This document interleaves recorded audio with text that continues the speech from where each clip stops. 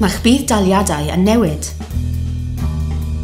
Mae Sian a Gareth yn byw mewn tŷ tair llofft. Mae ganddynt 2 o blant, Bethan sy'n 4 oed a Siôn sy'n 8 mis oed. Maent yn derbyn budd-dal tai ar hyn o bryd.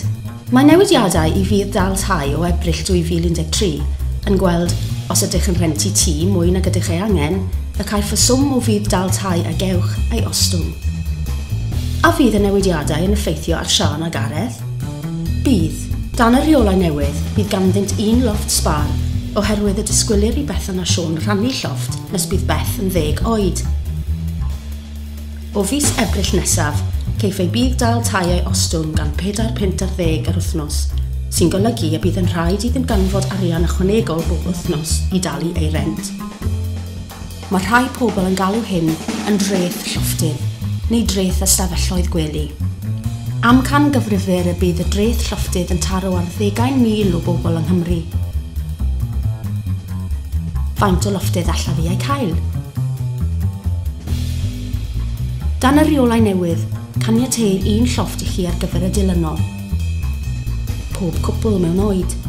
Unrhyw berson arall 1 ar 15 oed neu drosodd, yn cynnwys gofalwr nad yw fel arfer yn byw gyda chi, ond sy'n darparu gofal dros nos os ydych chi neu'ch partner ei angen. Unrhyw blentyn arall. 2 blentyn dan 10 oed o ba bynnag rhyw. 2 blentyn o'r un rhyw dan 1 ar 15 oed. Nid o bwys sut y defnyddir y llofft sbâr. Bydd y rheolau newydd yn weithredol hyd yn oed os oes angen i chi eich partner cysgu ar wahân oherwydd cyflwr meddygol. Os oes gennych blant sydd â chyfeiriad parhaol mewn man arall, ond bod gennych ystafell sbâr ar gyfer pan maent yn aros gyda chi. Beth ddylwn ni ei wneud? Os ydych yn poeni am allu talu eich rent y fis Ebrill 2013, dylech geisio cyngor yn awr.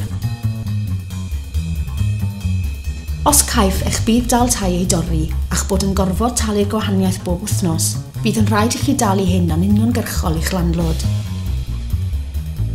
Mae nifer o ffyrdd o wneud hyn. Siaradwch gyda'ch landlord yn awr i weld pa opsiynau sydd ar gael i chi. Gallech golli eich cartref os nad ydych yn talu eich rent. Gallwch hefyd siarad gyda'ch landlord am symud i gartref iau. Ystyried cymryd lletiwr. Cael cyngor ar drefnu cyllideb ac arbed arian ar filiau cartref. Cysylltu a'ch cyngor i ofyn am help ariannol ychwanegol. Efallai y gall cynghorau eich helpu gyda swm bychan o daliad ychwanegol tuag at gostau tai. Cysylltu gyda'ch swyddfa cyngor ar popeth leol, neu asiantaeth cyngor arall.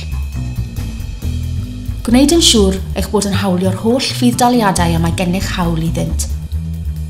Neu geisio cynyddu nifer eich oriau gwaith. Ni effeithir arnoch os ydych yn byw mewn fflat neu bedsit 1 llofft. Neu os ydych chi neu'ch partner yn ddigon hen i dderbyn credyd pensiwn. Bydd yr oedran credyd pensiwn yn Ebrill 2013 tua 61 mlwydd a 6 mis oed.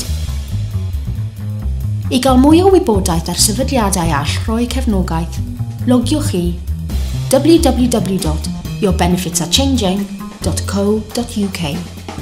Os hoffech siarad gyda rhywun am y newidiadau, ffoniwch dim 300 303 173 neu dextio change i 80018 a bydd cynghorydd yn eich ffonio nôl. Cawswch y neges yma gan Cartrefi Cymunedol Cymru.